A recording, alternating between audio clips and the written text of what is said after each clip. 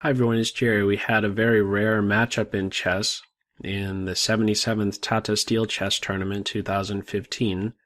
Two current world champions competing.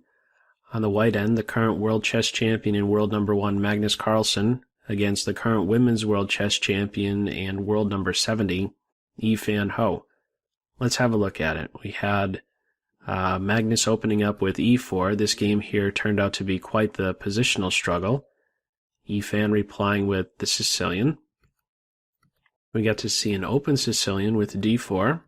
After e5 and d6, we have more specifically the Kalashnikov variation.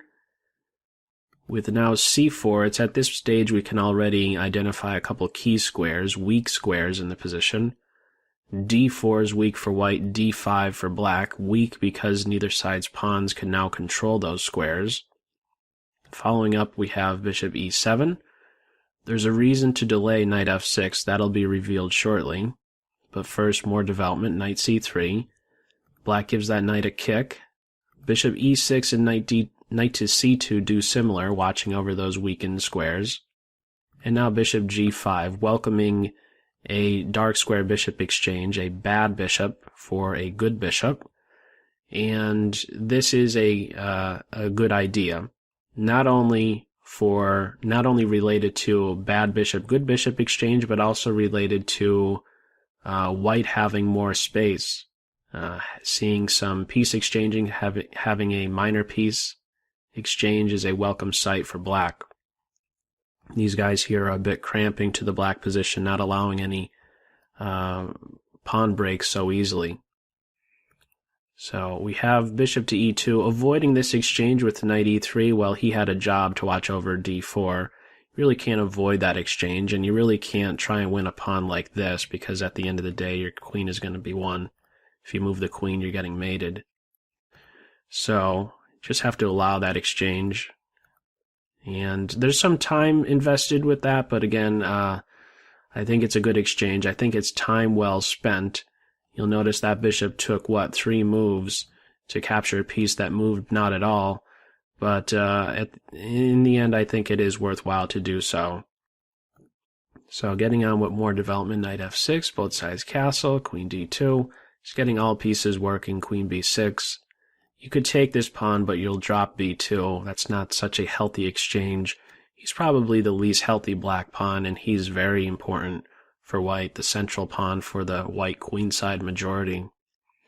So instead it's getting the last piece involved, and black gets rook f to d8 in.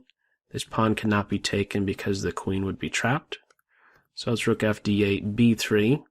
c4 is now defended by a pawn, so this bishop can do some other things. Both sides get a flight square in, the least committal flight square. Not making any permanent weaknesses with those moves.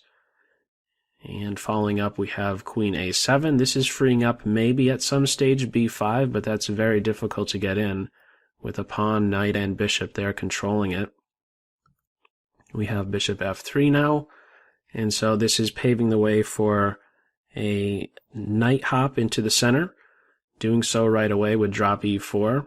Knight takes e4 is there. So bishop f3, this is now a possibility, and black anticipates this with knight e7, getting in a position essentially to be able to capture on that square with the bishop and not have to react to some threat on the knight on that c6 square, so he gets out of harm's way. White never goes in for it, though, instead plays knight e3. You see what just happened there? There's a certain tension in this current position right here on that d4 square. These guys are essentially negating one another. They're boxing each other out. They're fighting for that d4 square. As soon as knight e7 is there, well, this knight now has a bit more freedom to maybe do other things. Knight e3. This happens quite a bit. Not in this game, just generally speaking in chess, when there's a certain tension between pieces, when they're fighting for particular squares. If one goes elsewhere, well, maybe the other can go elsewhere, and we see that take shape on this move 18. So black tries to get back to it. Knight c6, dropping into that d4 square. White has some other things in mind, looking to eliminate this bishop If bishop takes bishop, well, now this starts to become all the more appealing, dropping into that weakened d5 square. Black has another thing in mind, allowing bishop takes bishop and now recapturing with the pawn. Doubled pawns, well, this is a very valuable pawn, watching over d5. And now this knight needs to be dealt with. It's the one piece in the white position that needs to be addressed, so the knight drops back to c2, and we have this particular knight exchange. This was an interesting moment. The remaining pieces here, these 4 pieces, there's a lot of maneuvering that goes on from here on out, and I wonder if it would have been better to keep yet another piece on board, and instead of capturing the knight, to play back to c6 and claim that this knight is better placed than the one on c2. Still, you know, if he's to go elsewhere, he's very quick to drop right back into that d4 square. It's a tough call. I'm not completely sure about it, but my general feel for it is to drop back to c6 and just keep this possibility available. One other more technical way to maybe view it is if we look at the 2 knights here.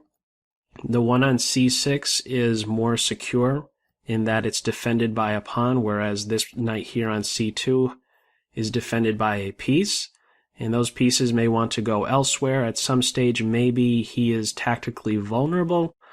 I'm not completely sure. I don't see that in this current position, but you never know if the position is to open up at some stage. Maybe he's a bit more vulnerable being on c2, not protected by a pawn when compared to his counterpart on c6 who has some defense. It's just a thought to keep one more piece on board or not. In the game, Yifan opts for a knight exchange, and we have from here on out a lot of maneuvering. Defense of d6, also looking to maybe build up for a d5 break, but that never happens. White isn't allowing that so easily. This is an interesting rook lift. There's already an idea in mind with swinging the rook over to the g file. So rook d3, and only then is this rook going to later come over to d2. After queen c5, knight a4, the queen has to react. And if this is an idea to come over to this g3 square, it's important with how you defend this pawn, of course. There might be the temptation to play f3 and just have a pawn watch over a pawn, but that's going to rule out not only a rook coming over here, but quick access to the king side along this diagonal. Pawn interferes with both of those. So instead it's for, at least right now, rook e3, defending the e4 for a second time, b6, a little knight maneuver here, rook getting active, and after knight c5, knight e3, this is stopping knight here because knight takes e5, exploiting the pin on the d8 rook.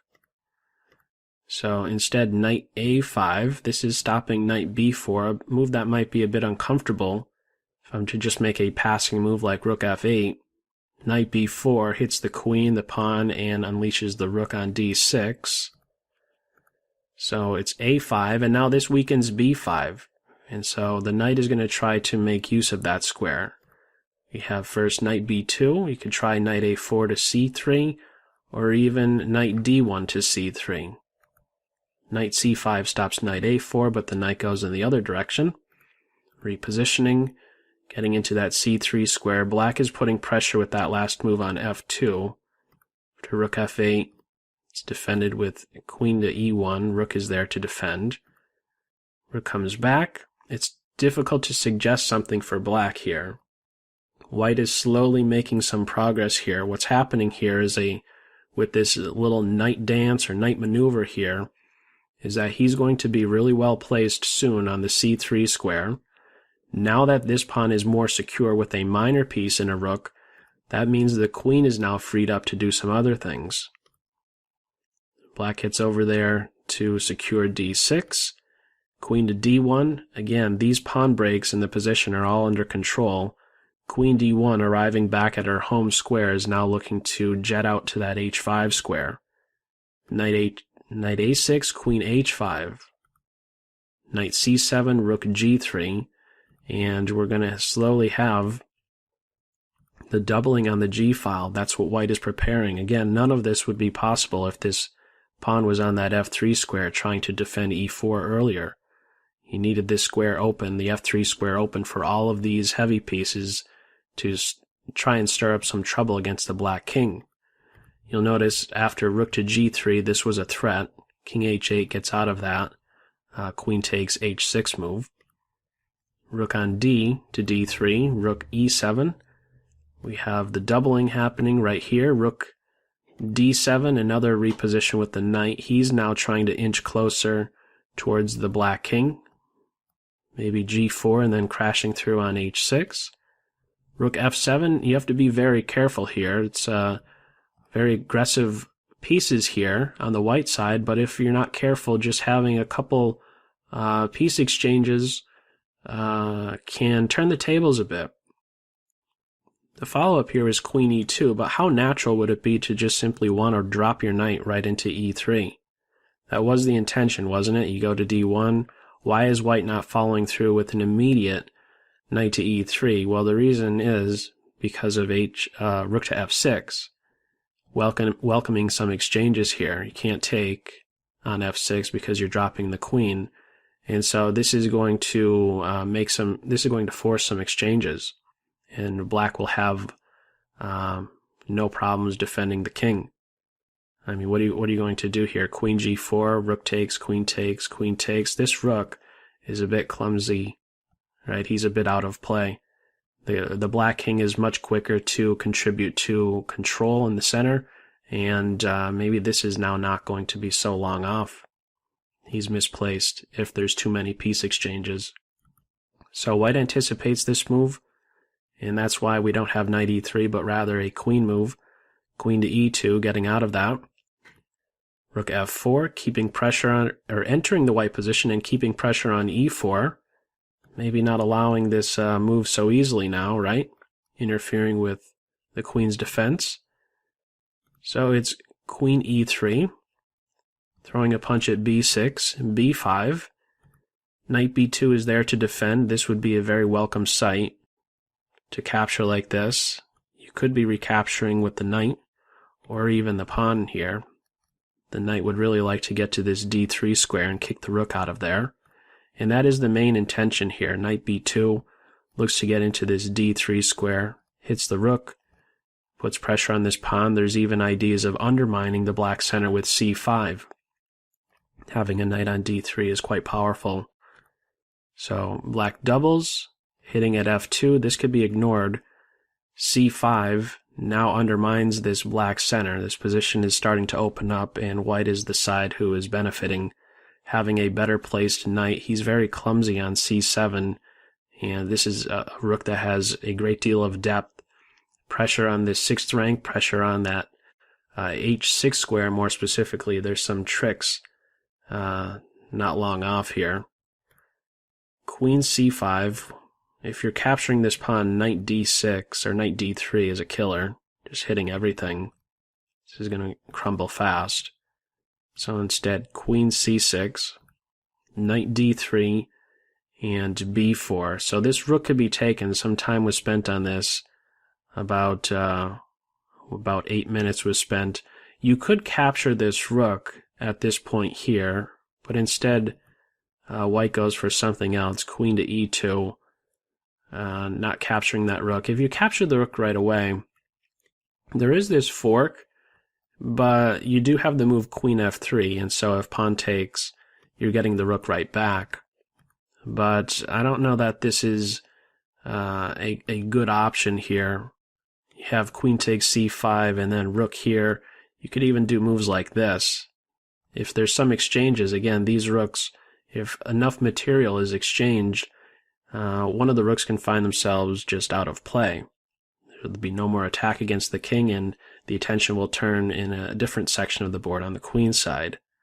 Just to emphasize one point here, if you're exchanging queens, usually a good idea when you're up material, how do you stop that pawn? So we're not going in for this exchange. First is queen e2. Now maybe this is on. Rook to h4. This is stopping the queen from entering the h5, not allowing this queen h5 move. There could be some serious issue if that's played, just making a move here such as knight b5. Queen here is already threatening some stuff on this h6 square. So rook h4 is interfering with this. Following up, rook g4, rook takes, queen takes. This queen is now very active. This rook is tethered to the defense of g7. This pawn could never move, and white is very close to just snipping that pawn and then crashing through on d6, but needs some more pressure on e5 before pulling the trigger on that capture. King to g8, queen h5, and after knight b5 we have rook g4. So this is getting out of the way of some possibility for a knight e2 fork against the rook and the king. Following up, we have knight c3, queen takes h6. Is there a better defense against this right here? Not really. If you're getting out of the pin with king to f8, this is going to collapse by way of c takes d, knight takes d, and, well, this point is collapsing right here. Doesn't matter how you look at it. This knight is going to be dropping in here, not just winning a pawn, but improving his position and doing so with tempo. It's not really a great defense here of queen takes h6.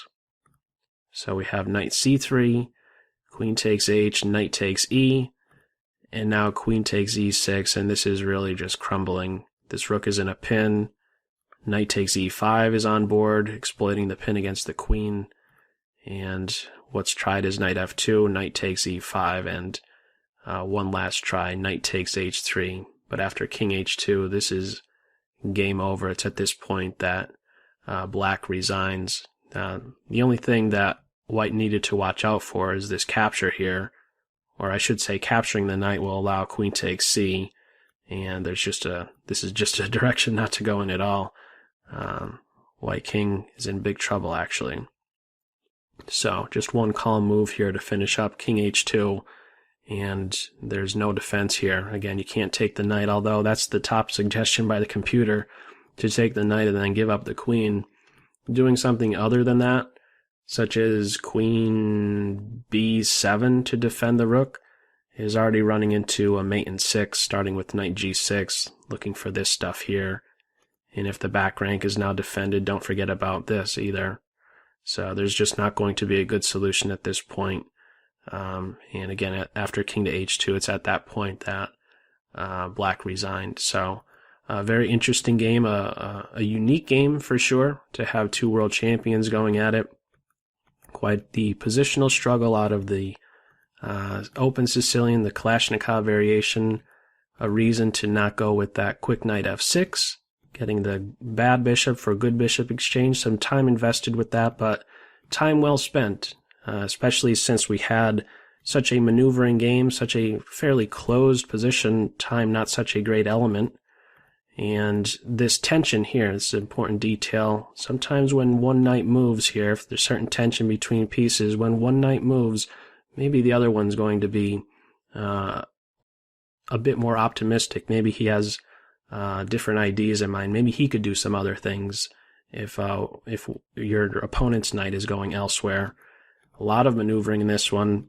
d5 was repaired. The decision to capture the knight or not, I'm not so sure.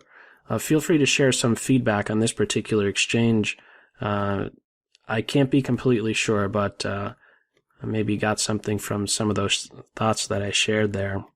And eventually not playing f6, that was an interesting point here, not defending like so. As soon as the knight arrived on that c3 square for white, now we started to have these major pieces drift over towards that black king, and you have to be careful with your attack. Queen e2 avoids too many exchanges, and eventually this knight on d3 became intolerable.